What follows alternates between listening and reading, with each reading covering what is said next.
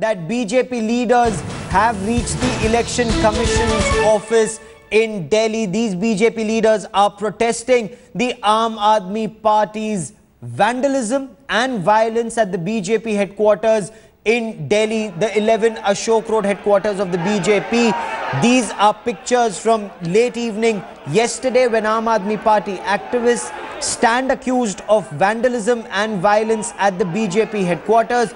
Both the BJP and the Aam Aadmi Party alleging the other side started the violence. Aditi Anantnarayanan with me on this story. Aditi, what is it that the BJP intends to tell the Election Commission?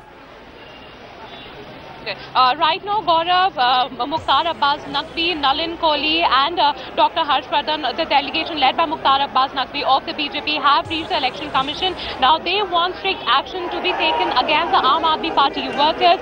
They want that Aam Aadmi Party should be kept into close monitoring by the Election Commission, and there should be action against them since they violated the Model Code of Conduct by illegally actually gathering outside the BJP office for damaging public property. So 2 points, as I mentioned earlier, also they want to raise that Aam Aadmi Party workers are spreading anarchy, they are spreading violence all across the country. So Election Commission should give stern strictures to them to be well within their limits. And secondly, they are also saying that it is the responsibility of the Election Commission to ensure the monitoring of parties like Aam Aadmi Party, who they claim are Maoists, have the Maoist attitude within them, they have the anarchist attitude within them. So they are saying that the action that maximum can be taken, that the Aam Aadmi Party can be taken off from their national recognition as a national party in the country. So the delegation has just gone inside to meet the Election Commission. Now we have to wait and see